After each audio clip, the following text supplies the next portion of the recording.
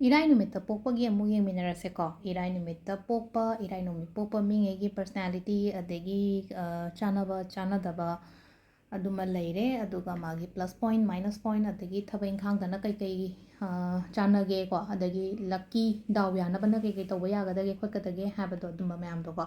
ado khwai ahanbada akhoi ko Erai gi keno haragadi planet haragadi Venus ko Venus na rule tawe ko ado sisina Erai pokpa mi ngai oina haragadi luxuries ko luxury beauty love sugumba mayam se keno tawe ko ani tasengna harakanda hadi life se katang luxury life hingo kainaga pibodo maka watapadaba khotaba adumaina tawra ko ado moise keno su tawe ko katang yengba matamda su khara attractive oigani ko masak se phajagera thegera hadi mina yengningba phawbodo katang masajida ko naturally magnetic feel ama dum yawgani badum hadi mi chingjanba mi attract tawba khopa amain tawra ko ado life se katang class laini hingo kholo habagi dumaina ma lejei ko mage aduga magi plus point se kaina charming and lovable apai first ko aina je haida katang mina nungshiba khopa su mayam se ko artistic su oigani ko khara hadi art pam keno mi se creative su oigani ko ado romantic oiba khopa ma dum mayam su lejere ko style haina harasne ko hadi kitang mi se hadi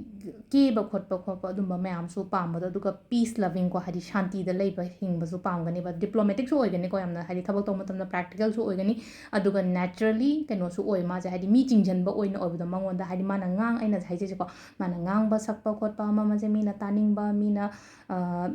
adum yengningba khotningba adumba mayam do aduga keno opportunity su dum lakpa dum oigani ko Erai pokpa ngai gi oina hairagadi ko aduga sometimes magi minus point dam la asibasida ko minus point ja hadi overly emotional oiba moise am haitare ko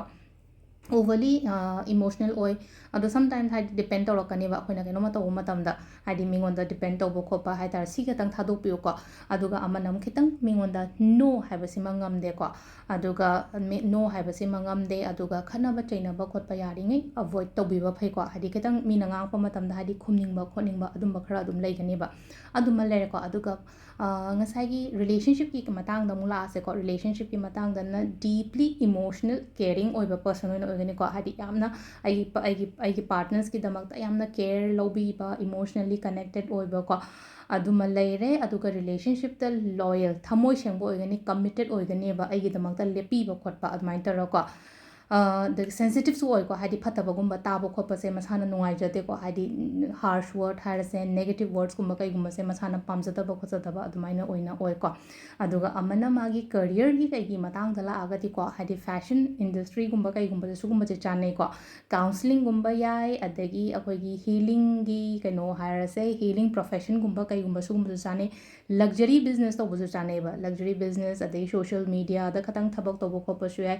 aduga akoi gi ishagi oiba startup gumba kai gumba entrepreneur gumba kai gumba obesu kasu kaite ko aduga entertainment gi field da su yamna phaye ma je entertainment gi field aina hairagri social media aina haibudi haijere ko art ki lam music ki lam adumba da su loina chana bo oi ko aduga ngasai gi lucky elements ki matang da la aseba lucky color haina harse khoi first ko lucky color se magi pink ne white ne ko mai toroga pink ka white ka then sky blue ka set pi bai ko lucky numbers and has lucky numbers in number 6 ne 15 ne 24 ne ko lucky day ko lucky days na friday le ko aduga amana hadi spiritual tips and has ne ko spiritual tips se selena ko akoina manifest tawba matamda yamna chingjangani ba hadi pura magnetic kenogi type ta maonda hada naturally magnetic aura ma leje ko duduna kaino ma ningba kaino ma khanba matamda chingjanba oina oibado ko isa se yamna kena nan layo imung nalalo yum nalhallo isa nalhallo ko wakhan phab aphaba khalaga layo isa gi damakta khallo ai se ai gi looks ta adagi ai gi kaino da ai kamai tawge ai phajadaba yade ko mini yengpa matamda ai do attract oidaba yade ko hote ko hana anumain tawraga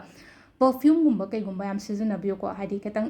aura se amuka hena positive oina bagi damakta ko hadi perfume manam nushiba perfume gumba kai gumba adum senabio ko adun masana na layo yamna phagani ko rose perfume gumba rose water gumba kai gumba irujaba ko pada hapasu ai ko adu sisena akhoi gi Erai pokpa ngai gi oina ko sita leire